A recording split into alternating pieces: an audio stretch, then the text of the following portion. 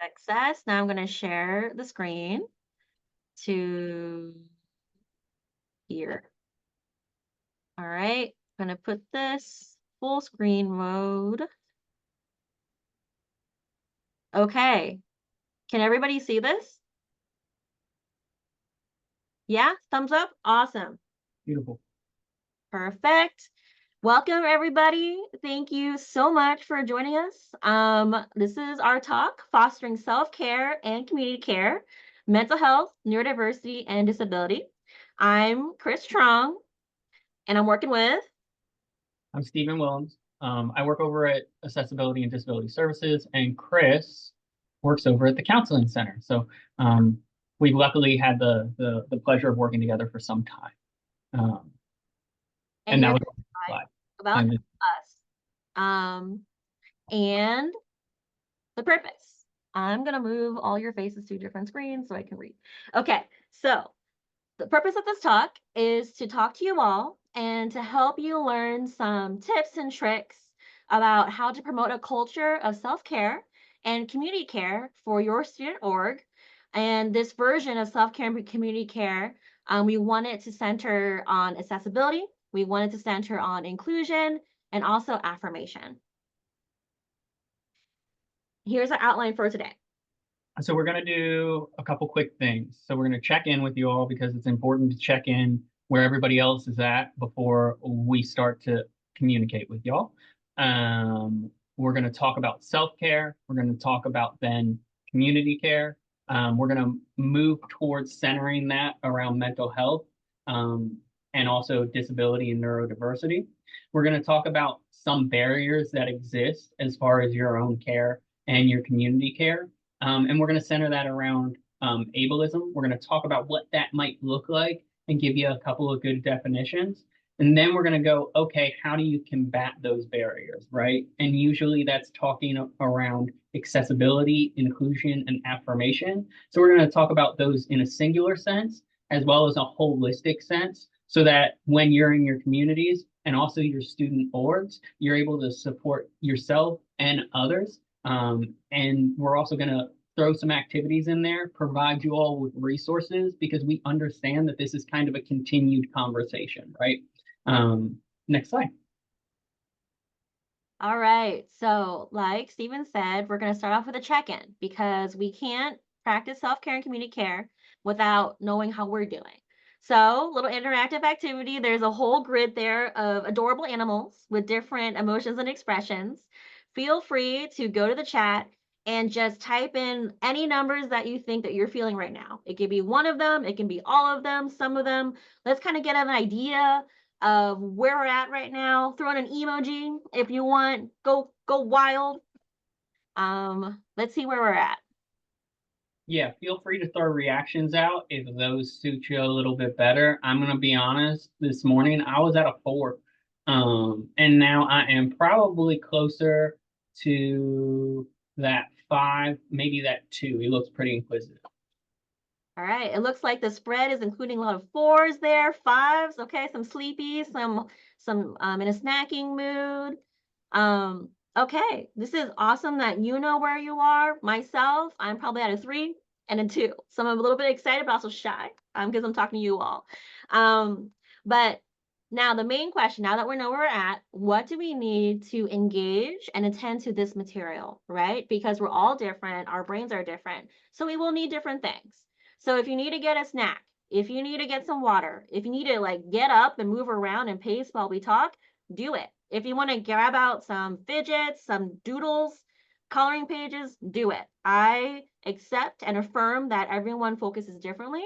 So feel free to freely and authentically engage with that if that's something that you need. I'm also going to throw in there very quickly. You may change throughout this, right? So like hopefully our 4s, I feel you, but maybe we can get you closer to a 5. And if those needs change, and our communication can center around that as well, right? So no one is a 4 at all times. Everyone has some level of differing emotions and experiences throughout this activity. Again, I love the 4. I was feeling the 4 this morning, had a presentation earlier. Hopefully this presentation keeps me at that 2 to 5 mark. All right. Click. Okay, so let's start on the first half of this presentation, which is self-care. And we've all heard about self-care in probably multiple domains of our life, right? It's basically like shoved in our faces everywhere we go as a way to kind of cope with our lives and all the challenges that we experience.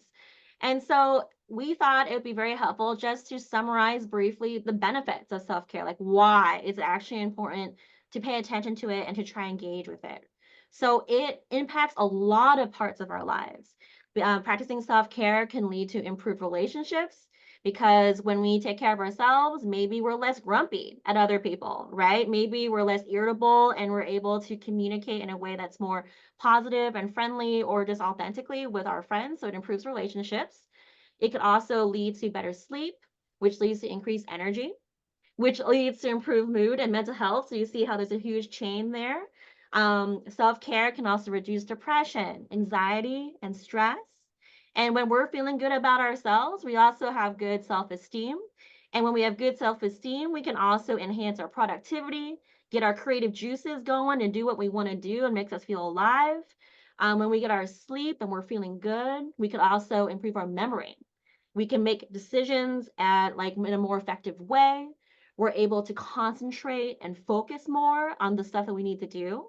Beyond our brains, it also impacts our actual bodies, right? So it can lead to improved immune systems, increased and better digestion, decreased risk for heart disease, stroke, or cancer, and most importantly, reduce risk of burnout, because we all are juggling a lot of things.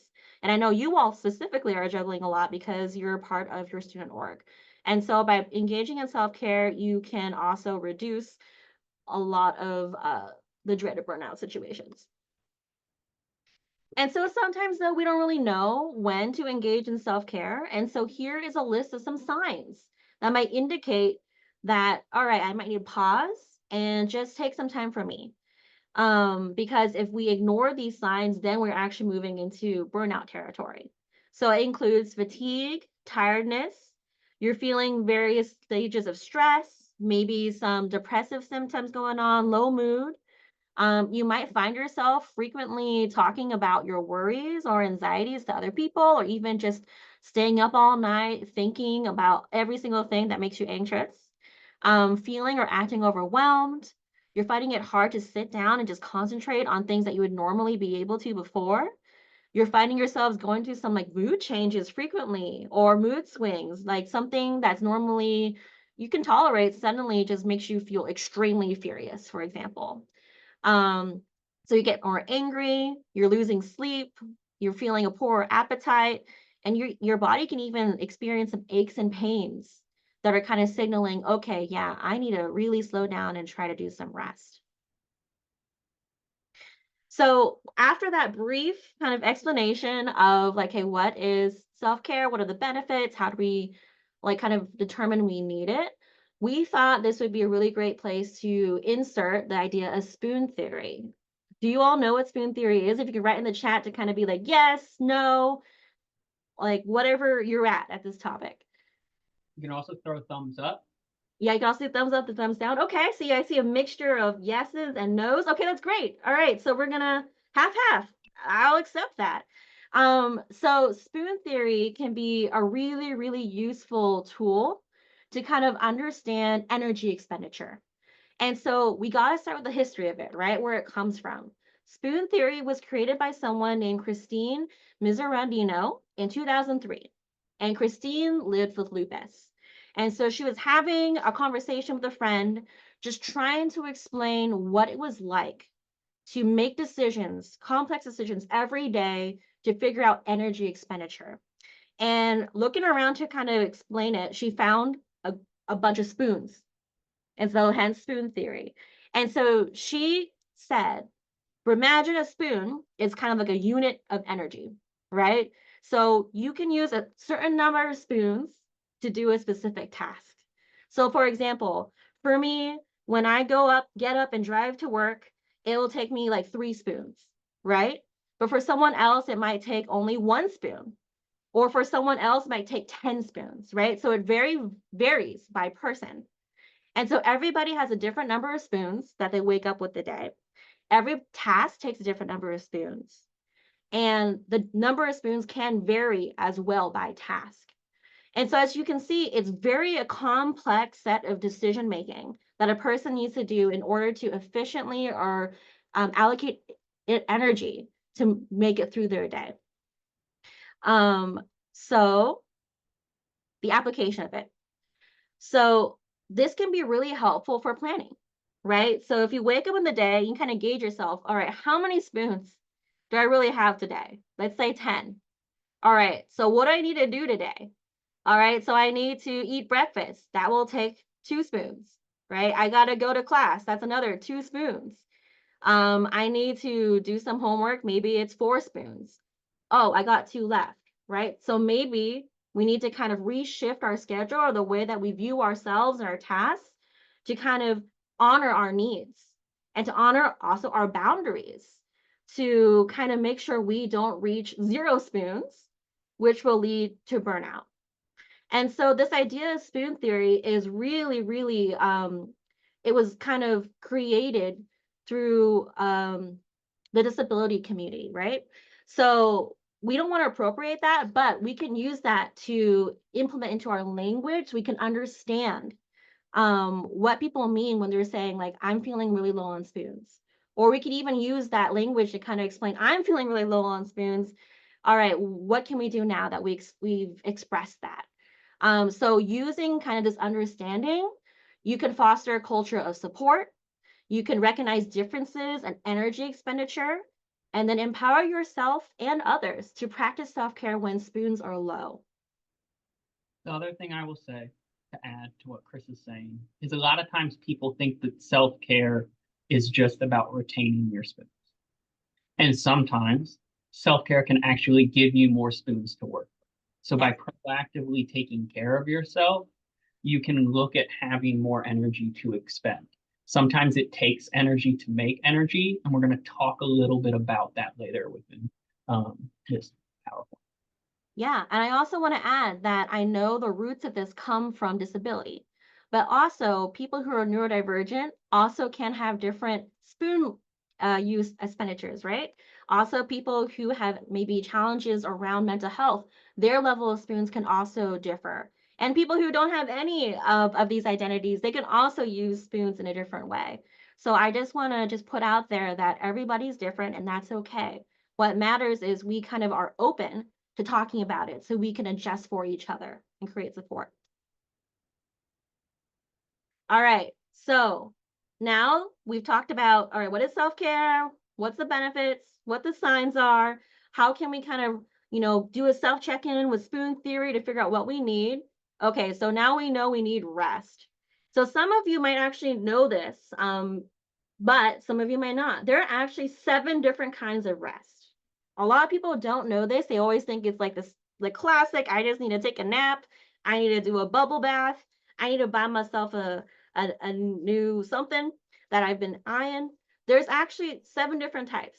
And the key point is that you may not feel rested if you aren't doing the correct type of rest at the time that you need it. So if you're doing rest and you're noticing, oh my gosh, I'm actually still tired, switch it up. See if maybe any of these 7 types are the one that you actually need. And I'm going to move it over to Stephen to kind of describe a little bit more. Right. I'm also going to add from a communal aspect, don't assert different types of rest onto other people because of that difference and diversity within students with disabilities or neurodivergent students. When you're talking about physical rest, we're talking things like yoga. You can talk about going to the gym. When you're talking about mental, a lot of times just taking a short break for yourself, meditation, mindfulness. And you'll see that a lot as far as self-help books and different sorts of groups. I know the Counseling Center offers a couple of them. They actually have a room there to practice. When you're talking sensory is a big deal. So making sure that you're in a space that is actually rejuvenating to you and not taking away. So being aware of kind of your lighting, being aware of the noise level, being aware of yourself and the way that your body is interacting with the space can be very important when you are taking that rest. Creativity is my favorite. I love art, love the outdoors, love hiking, love trying to be as creative as possible. Again, that's me expending energy every time. But when I step away from that activity, I've created more spoons for myself, right? So that I can continue to do my work effectively. And that can be really hard, just in general, on people to go, I'm already overwhelmed. I'm already spending this much time. Where am I going to find my 30 minutes? And sometimes having those accountability partners and people, so if you go down to social, can really help supplement on some of these other areas. Emotional, I'm going to let Chris talk a little bit about unmasking and making sure that you're connecting and engaging in community, because I think that that can be very important. And then I'm going to very quickly go to, before Chris speaks about masking, spiritual. So whether it is meditation or being involved in maybe a religious community or prayer, that can also be really important to some people. Again, no matter what activity you're doing, it depends on context and timing. People can shift activities over time. I know when I was younger, I loved writing and creativity was a big thing. Now I write emails all day. And so hiking is a bigger thing to rejuvenate my space. And a lot of times in college, not just yourself, but students have been existing in a certain way for a lot of their life, and they're transitioning to a new environment. So coming up with these new strategies for them and just making them aware of what's available, as well as being aware yourself, can really help in that task. Yeah, and I'm glad that you highlighted masking. And so, do you all know what masking is in the sense of like neurodivergence? You could write in the chat yes, no, just so I get an idea of where you're at.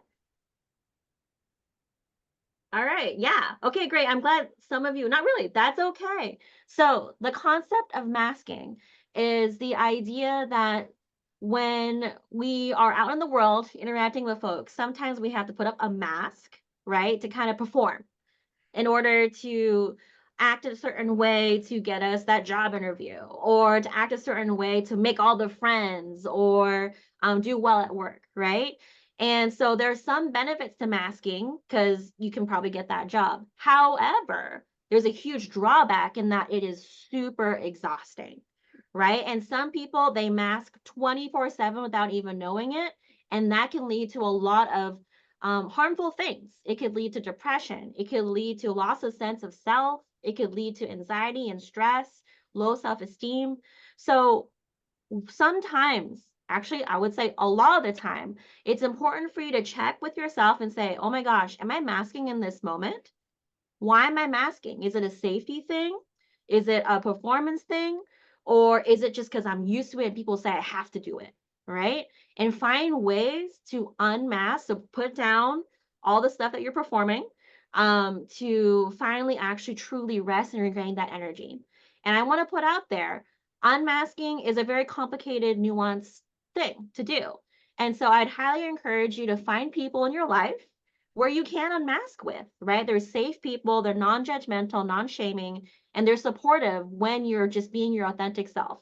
Whether that be kind of just like laying on the ground and just chilling with them, saying nothing, or using a fidget when you need to at a friend gathering. So that's just a brief blip about masking and unmasking and its benefits. Click. Okay, so how does this connect with community care? Steven, do you want to answer this question? Sure. The more bandwidth you have for yourself, the more bandwidth you have for others, right?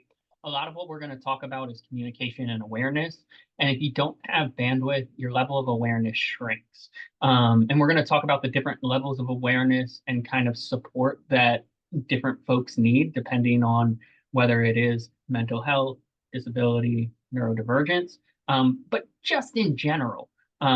Everybody has a different bandwidth, and by putting practices in place to where you're taking care of yourself, you can take care of others. I'm sure you all have heard the phrase, if you don't take care of yourself, you can't take care of others. You probably also heard the phrase, practice what you preach. So I do understand how hard that can be, but that's where your self-care comes into making sure that you're able to take care of your communities or your student organizations. All right. So, what is community care, right? And what are its benefits?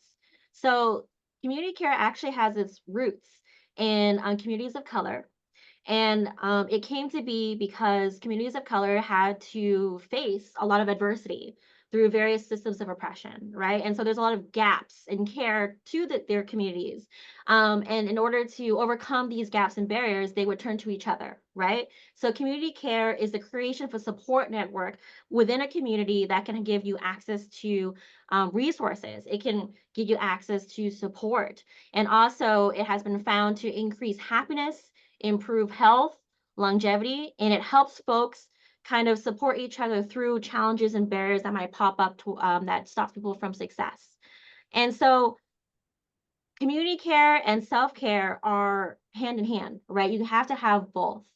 And so we can take a lot of inspiration from communities of color and also other marginalized communities like the LGBTQIA community and the disabled community. They also rely on community care to create support networks to find ways to move in a really challenging world. And so my hope for you all is to work in your student orgs to create a community of care.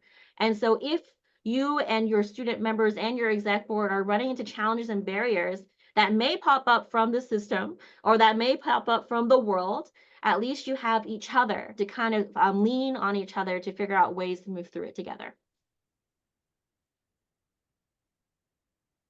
So when we're talking about ways to promote community care, specifically what we try to focus on, Chris and I, accessibility, practicing inclusion, and being and affirmation. We're centering this conversation around disabilities, as well as neurodivergent students and folks experiencing mental health challenges. However, it's important to make sure everyone has access and is included as well as affirmed.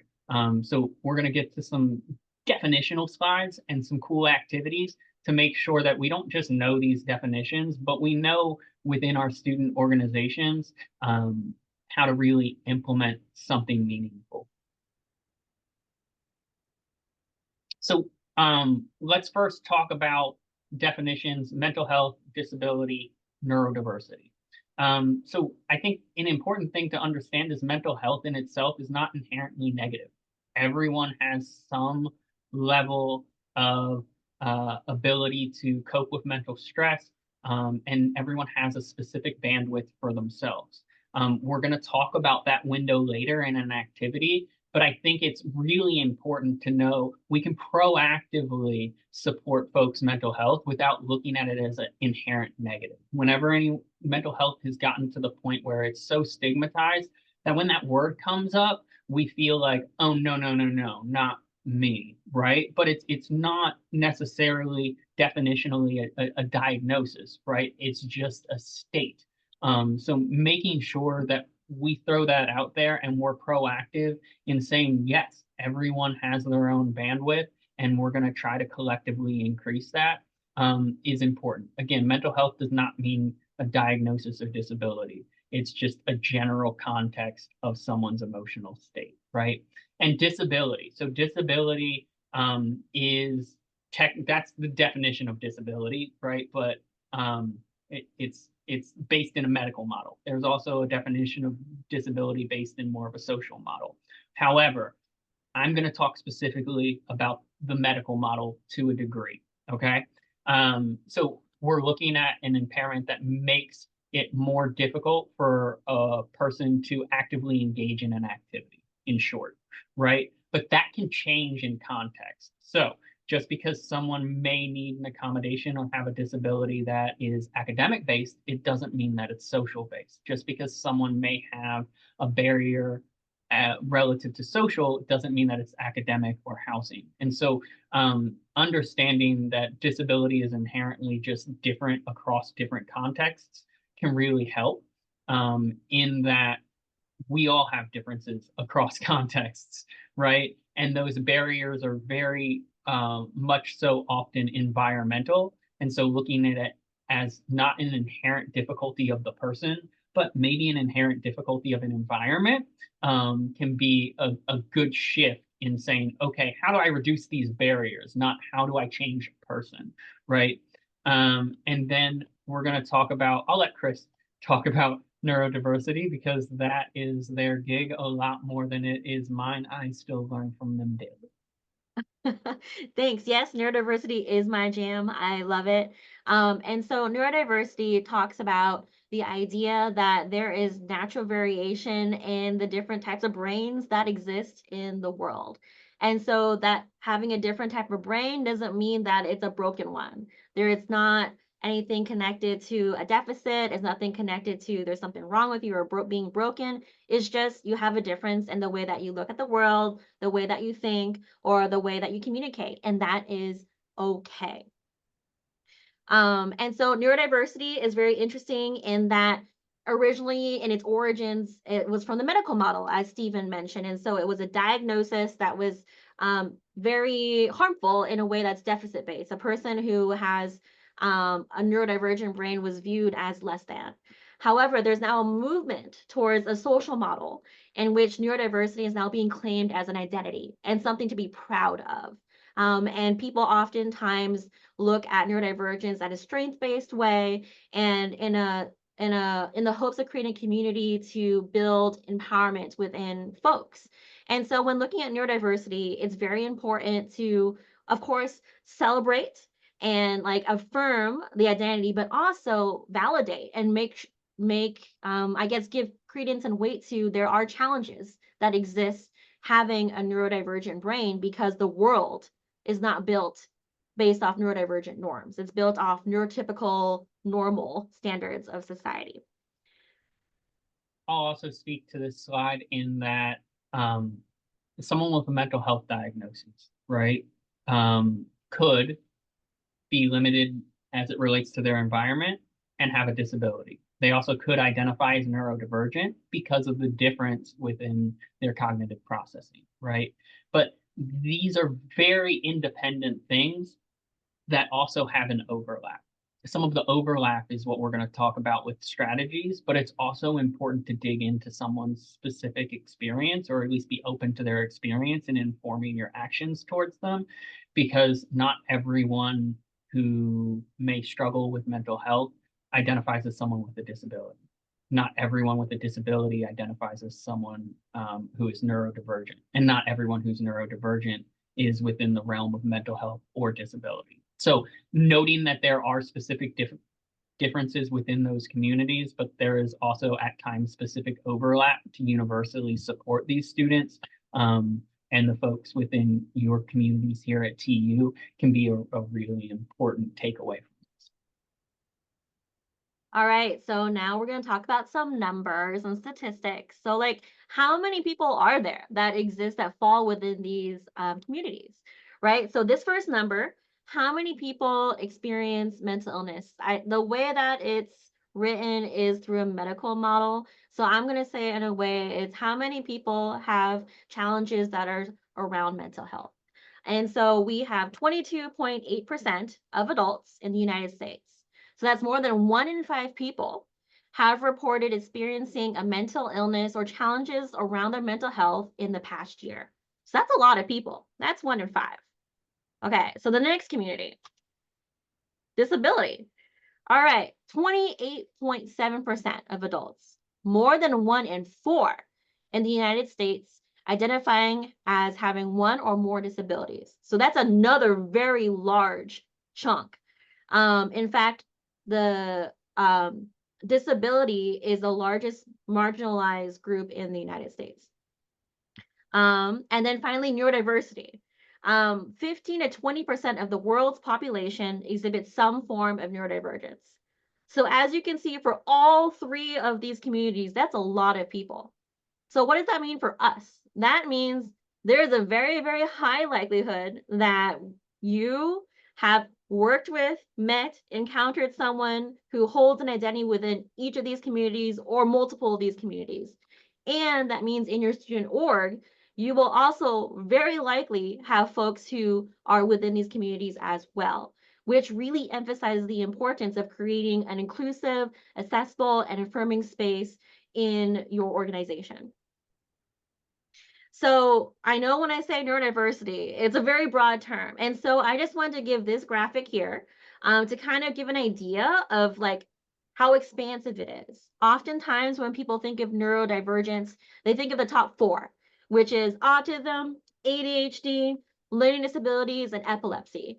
But there's so much more that falls within that umbrella. It can include things like OCD, bipolar, traumatic brain injury, sensory processing disorder, anything that has a difference in the brain that can count as being neurodivergent. So, neurodivergence can be either from birth, neurodivergence can also be produced by brain altering experience or a combination of the two. So there is no one source of neurodivergence. There's just a lot of variation within that. Okay, this is my game. So we're going to talk about students registered within our office here at TU. And when I say our office, I mean Accessibility and Disability Services. It's important to note that our office does not cover everyone who is neurodivergent. It doesn't cover everybody who may be struggling a bit with their mental health. It does not include everybody with a disability. These are students who have requested accommodations or services through our office. Statistically speaking, about 36% of students on college campuses do have some level of disability. We support, anybody have an idea of a percentage of students that we support? You throw it in the chat if you would like. All right. 25. Casey, you're close. Less than Melinda. I heard 25. A little less than, well, less than 25.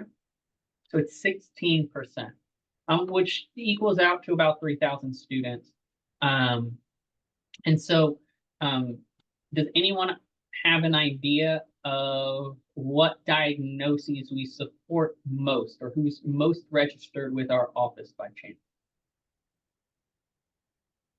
I have a list of diagnoses here on the right. You can pick whichever one you think might be most registered. I see ADHD. Give folks another couple minutes, another couple seconds. Anyone else? ADHD, depression, anxiety.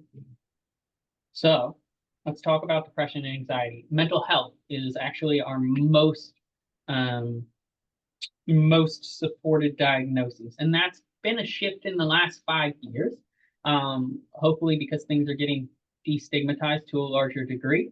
And so it's important to note that not only because of such a large percentage and such a need to be more informed about how to support students, but also historically, when you think about accommodations and when you think about services and supports, a lot of times we do get the ADHD learning disability without the knowledge of, yes, we do have supports here to make things more accessible for students with mental health diagnoses.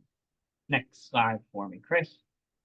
The other thing that's important to note on that chart, so the top three and over 75% of folks who are registered with us have what we consider an invisible disability, which means you don't see it. They're not walking into the room and announcing, hey, I have these specific needs, and you're not visibly able to say, yes, here's exactly how I'm going to support you.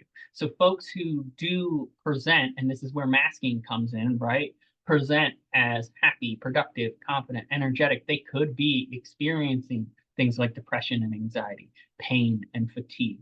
And so knowing that you don't know can be a really empowering thing. And that is also why that level of awareness and self-care is really important, because the more aware you are of maybe some signs of maybe this person is looking unengaged, or maybe they're not responding as you would expect to your agenda, or whatever you present in front of them. Being able to say, hey, I recognize that, I'm aware of that, how can I pivot? It can be really important and empowering for the both. All right. So we really can't have this conversation without talking about ableism. I think one really important way to create a care community is to make sure our spaces are actually safe, right? And then safe meaning that people are able to be in there without feeling like they are harmed through things like ableism. So, what is it? Ableism is the stereotyping, prejudice, discrimination, and social oppression towards people with disabilities, which I mentioned was the largest marginalized group in the United States. And what it can look like. There's so many different ways that ableism can present, but here are just some examples of what it can be. It can be assuming or having the assumption that a person is less capable, using language that perpetuates ableism, disregarding the impact of ableism and saying that everything's fine, there's actually no issue, or even failing to address accessibility in your programs, events, clubs.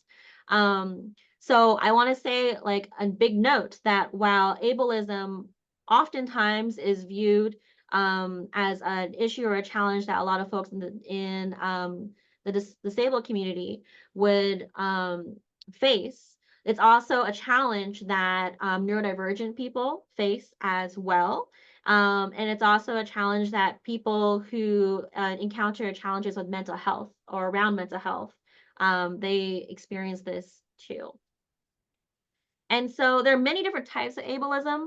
I think a big one to be aware of is called internalized ableism. And it's what it sounds like. It's ableism pointed towards oneself, right? So ableism is towards other, internalized is towards oneself. It's when someone begins to think that there's something wrong with them and they begin to think negatively of themselves based on the stereotypes or unfair beliefs that are basically thrown at them or messaged towards them from other folks in society. And so this can present and look like maybe not advocating for yourself because you're worried about being a burden, feeling a sense of shame, self blame, and believing that you're lazy or broken, or also viewing non disabled people or neurotypical people or people who don't have mental health related challenges as the norm, right? And so therefore, there's like an inherent hierarchy there, which is also harmful in itself. Very quickly, other types of ableism. Medical ableism exists, which is more under that medical model of saying that people with disabilities are inherently at a deficit or even disease. Recreational ableism, which is something y'all could experience within your spaces, are those bad jokes, right? Or microaggressions that come out through speaking less than about specific communities. And it's important within those moments to not necessarily call people out, but call them in, right? You went to this session. You're going to go to more sessions. Hopefully, we're going to plug one at least, so that you can have these conversations of, hey, that wasn't appropriate, and let me tell you a little bit why, right? And then institutional ableism is what I think you'll probably want to really address within your organizations, right?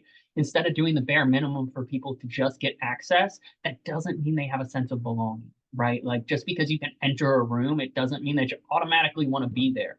And then when you're there, if you do want to be there, it doesn't mean that you're automatically being affirmed or empowered in that space. And so asking yourself those questions and breaking down those barriers for students can really become important to ensure you break down those levels, right? Next slide.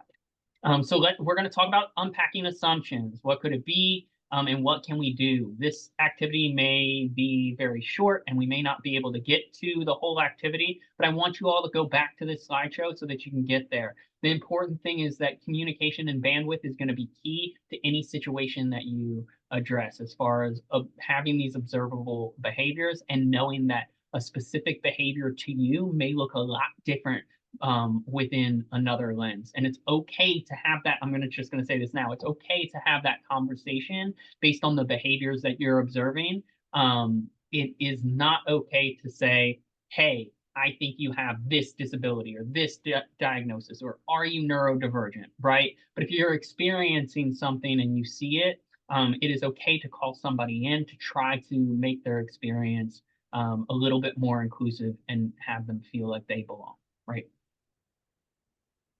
All right, so I am noting time. We are close. We're running out of time. So I'm going to try to go through this quickly, and it seems like we probably won't get to the activity. So like Steven said, you can always visit back later. But basically, there are 3 different levels that you want to take account of when you're making your org, making your care community, making your program. So the first level is it accessible, right? So are people able to come? Is it free, full access with the same programs, services, and areas than those who don't have disabilities or neurotypical or don't experience mental health related challenges? The next level is inclusion. So you can make it to a space, right? But then you could just sit there alone and feel really unwelcome. So the inclusion is the invitation, feeling valued, feeling like you belong in that space. And then the last level is affirmation or affirming, right? So it's the acknowledgement and active appreciation of differences and identities and celebrating the folks in your community for having these identities. So there's a quote there: diversity is being invited to the party, inclusion is being asked to dance. And then I'll throw in there affirmation or affirming is probably celebrating a person's decision or the person deciding not to dance after the invitation and do something else. And that's okay too. Here's something that I'm going to go through very quickly. These are steps that you can take for your students to make things more accessible before anything is created as far as events or as far as spaces. Making sure that your marketing materials and handouts are accessible. Providing clear and concise information within your conversation, but within your marketing materials as well, goes a long way. You can look back at those bullet points later if you also choose. Same with expectations. So expectations, everyone's not gonna like everything, and that's okay, but people should know what they're walking into for a space. So what's that lighting look like? What's that sound look like? Again, my little 11-year-old, she absolutely loves rock concerts, and I have seen kids who just, that's not their jam, and that's okay. But knowing that rock concerts are going to be loud, that they're going to have fireworks, that whatever is going on can be really important to make sure that when people step into that space, they're aware. Again, making that space physical or virtual, understanding that difference and what you may need also matters. I have some material on that if y'all are interested, and again, come to our next session. And then an accommodation inquiry. You don't need to accommodate something that you don't know is going to exist, but you do need to have students have a form available for people to ensure that that they are able to notify you of their needs. I'm specifically thinking of interpreting. That comes to our office very, very often. Interpreting is expensive, so make sure that you say on all of your materials for all of your events, please let me know if you'll need if you believe you'll need an accommodation by this date, so that your student orgs have time to plan, prep, and make things accessible under the current system. All right. And next is inclusion. So, what are some concrete things that we can do? Well, first, ask ourselves when we're thinking of our attendees and our audience, who are we reaching out to? Are we envisioning our attendees to include people from different groups, people with different identities? And are we actively ensuring that the space is inviting and welcoming for people who are from all around? Right? So this could mean having more inclusive check-in procedures with different options like written, verbal, computer, a large group format, or even individual format for check-in. Inviting everyone to utilize like a chill zone or a calm area whenever they're needed. So just creating one in your space. Including more structure into bonding activities, like providing instructions ahead of time when you're going to have an activity, infusing shared time at the end of your meeting for decompression or relaxation, and then just in general when communicating, being direct, specific, and concise. And then affirming. How can we be affirming to folks in our space? So there's a whole list of things of mindset, right? So understanding that other people aren't broken and approach them through a strength-based lens, recognizing that everybody has their strengths and they also have their challenges, and refrain from shaming, judging, or bring unnecessary attention to behaviors simply because they're different, and take steps to be aware of your own biases to learn about the different communities and cultures surrounding it. Concrete steps include multiple forms of communication, different pacings of conversation, and a whole list of different ways that we could change our body language and expectations. Very quickly, this is someone's window of tolerance. Everyone has different levels of anxiety and different levels of boredom. None or lethargy. None of those are inherently bad. What we're trying to do is make sure that we are excited enough to be engaged, but also calm enough to be engaged. And so this just represents that different people have different levels of each, and those windows of tolerances are different across neurodivergent students, students with disabilities, and folks within mental health. I'm going to ask Chris to skip to here, which is an activity, that you all can come back to. These are different areas as far as and having conversations around what could we do to make this more accessible, inclusive, and affirming to that specific student. Next slide, Chris. Okay. Here are some services that you'll probably hear from.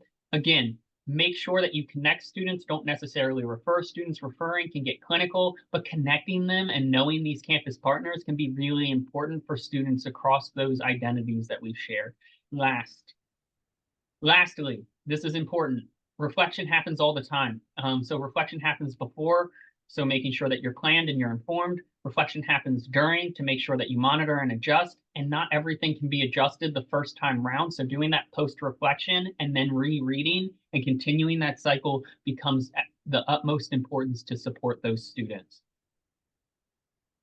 This is our next presentation. Feel free to come. It is October 28th, 12:30 p.m. to 2 p.m. at the Counseling Center. You will see this from Chris. They will show you and send you information. Chris Rindosh will likely send you information on this through your Tiger Stripes rewards. Get your rewards, but also become more informed. It's a good opportunity. Next, Chris. Next would be questions. I know we don't have time, so I'm just going to share my appreciation for everybody. Please come back to this or go back to this and let us know if we could do anything differently other than not rush and make an hour-long presentation instead of a 50-minute one. Anyways, I'm going to set you all free. Thank you so much for coming and learning and sharing space with us. Feel free to email us if you have any questions or want to chat more. We highly welcome it. Take care. Thank you. Thank you, Mr. Stephen. I might be coming over to get a new fidget. I broke mine. Roll by. Student union, everybody. Fidgets for days. All right. I'm going to stop recording now.